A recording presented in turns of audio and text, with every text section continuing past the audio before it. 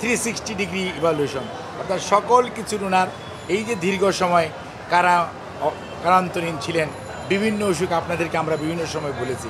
কাজে এটি হয়তো খুব সহসা হবে, বাট এখন পর্যন্ত এটা নিয়ে মন্তব্য করার সময় আসে নাই। ধন্যবাদ। এটি মাননীয় মহাসচিব যেটি বলেছেন, আমি একজন চিকিৎসক, মনে রাখতে হবে আমি রাজনীতির সাথে সম্পৃক্ত, কিন্তু সর্বোপরি আমার দিন শেষে আমি একজন চিকিৎসক। তাই আমি এমন কোনো কথা বলবো না যেটি পরবর্তীতে সেই কথাটি কথা হিসেবে থাকবে না।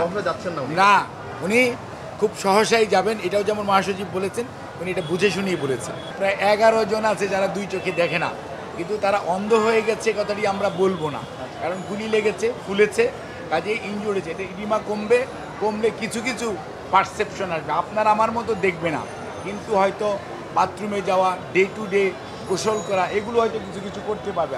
আবার কেউ আছে এটাও হয়তো করতে পারবে না। কাজে এটি এই মুহূর্তেই কমেন্ট করে, আর এটা তো মাত্র একটা হাসপাতাল, এটা সারা বাংলাদেশের চিত্র না।